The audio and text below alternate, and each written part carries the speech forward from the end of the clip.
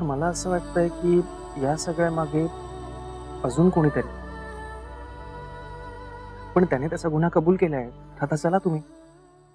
नाही,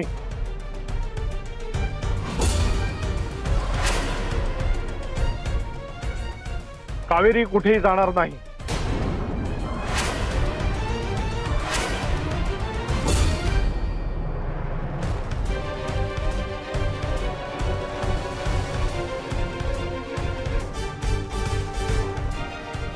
बाय. चल. तात्या. काकू, हे बघा, आधीच इथे येऊन तुम्ही तुमचा वेळ वाया घालवलाय. आता लगेच इथून निघा आणि किमान थोडा तरी वेळ वाचवा, कारण कावेरी कुठेही जाणार नाहीये. आणि कावेरीला घेतल्याशिवाय मी कुठेही जाणार नाही. कारण मी जर यांना नाही नेलं तर यांची काहीही चूक नसताना त्यांना माहेरचा चहा सोडून पुन्हा त्यांच्या जुन्या आयुष्यात परतावं लागलं. म्हणून माझ्या आईला आयुष्यभर वाईट वाटत राहील. तो तुमचा आणि तुमच्या आईचा प्रश्न आहे. माझ्या पोरीवर जेव्हा चोरीचा आरोप केला गेला तेव्हा आमच्या मनाला ज्या यातना झाल्या त्या आम्हाला सुद्धा आयुष्यभर पुरणाऱ्या आहेत.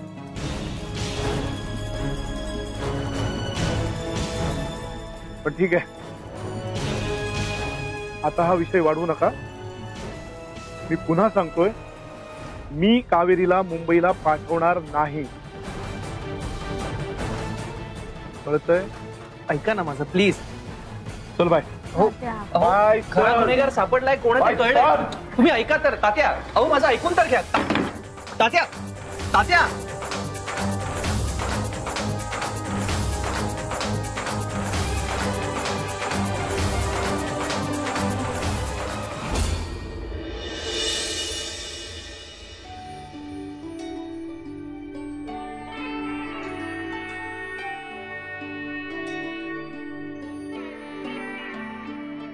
वा ताई वा, कसली भारी रांगोळी काढली आहेस.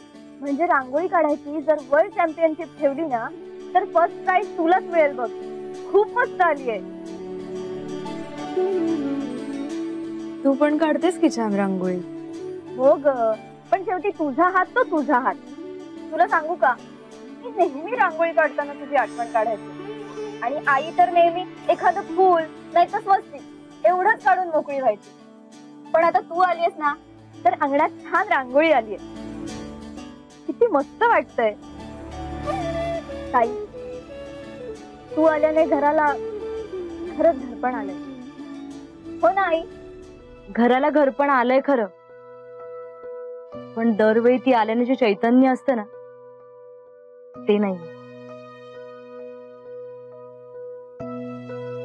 ज्या दिवशी ते चैतन्य परत येईल त्या दिवशी वाटेल की आता खऱ्या अर्थाने घराला घरपण आलं.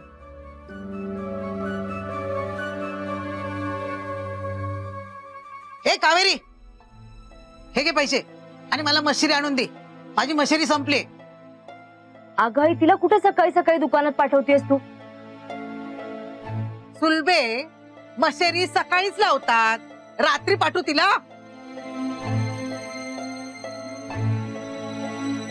आणि काय ग, तिला काय घरातच बसून ठेवणार आहेस का आरती ओळणार आहेस तिची? 4 कामं केली तर मरते काय? आजी, त्यापेक्षा तूच का नाही जात मशेरी आणायला? म्हणजे त्या मशेरीच्या निमित्ताने तुझं मॉर्निंग वॉक सुद्धा होईल. तब्येतीला बरं असतं ते. महिने ह्या टिटवीच्या नादी लागून तुम्हाला बोलतेस? अगं फिरू दे गावात, त्यांना कळेल पोरगी परत आली म्हणून. अगं गावातले लोक बघतील तर 4 स्थळ तरी सुचवतील. आणि काय ग, अजून तू इथंच आहेस? आई थांब तू. लोकांनी स्थळं सुचवावी म्हणून तिने गावात मिरवायला जायचंय का? कावेरी, तू नको जाऊस बाहेर. आई असू दे, जाईन मी. हा,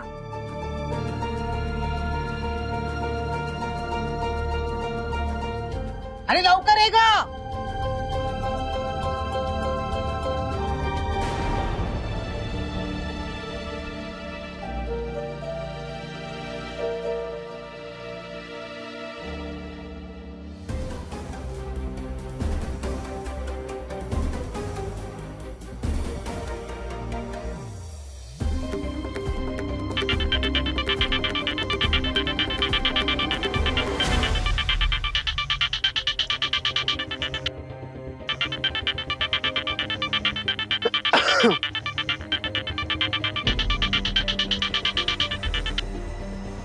हा वैदे बोल.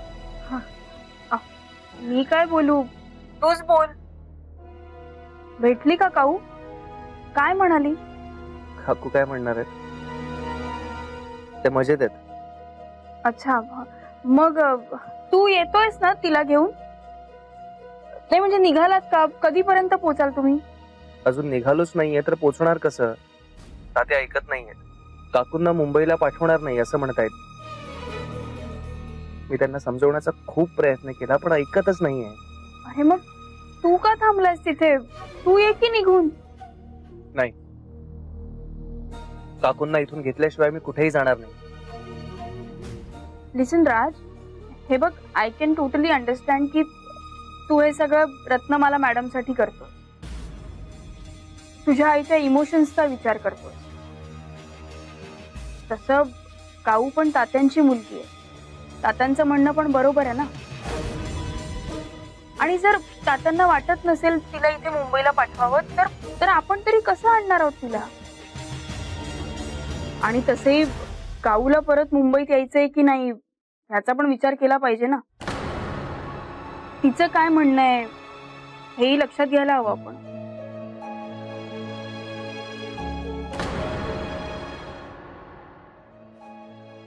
मला सगळं माहिती आहे. मला त्यांच्या डोळ्यात दिसलं त्यांना यायचंय मुंबईला, पण फक्त तात्या नाही म्हणतायत म्हणून ते येऊ शकत नाहीये. अरे पण तात्या जर नाहीच म्हणतायत तर कसं आणणार ना आपण काऊला? मला माहित नाही, पण मी काकूंना घेऊन येतो.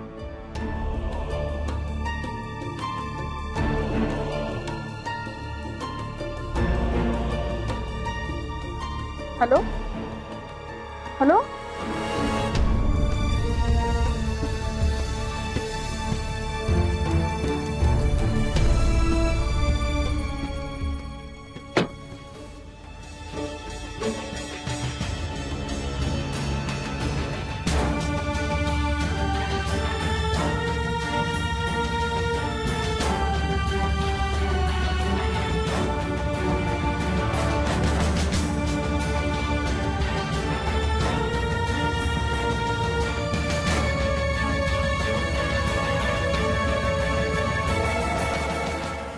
तुम्ही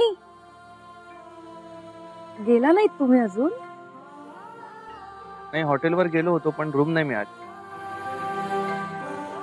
आणि या गावात माझं एक हक्काचं घर आहे, पण त्यांनी मला बाहेर काढलं. सॉरी हो, पण तात्या नाही ऐकणार. मला परत मुंबईला यायला नाही जमणार. कारण जे काही झालं त्याचा तात्यांनी एवढा धसका घेतलाय ना की मला ते गुहागरचं बाहेरही कुठे पाठवतील असं वाटत नाही. मला मान्य आहे मी तुमचे पैसे देणं लागते. मागच्या वेळी आपण जेव्हा गुहागर मध्ये आलो होतो तेव्हा घर भाड्याचे पैसे तुम्ही मला मदत म्हणून दिले होते. काय बोलताय तुम्ही?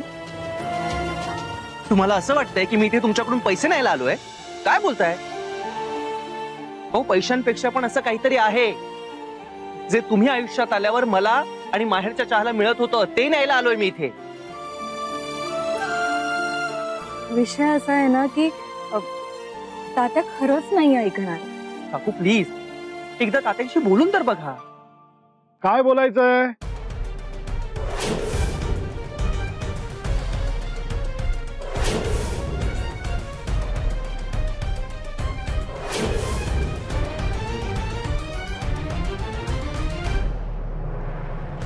ते काय बोलायचं असेल ना ते घरी येऊन बोला. चला घरी चला.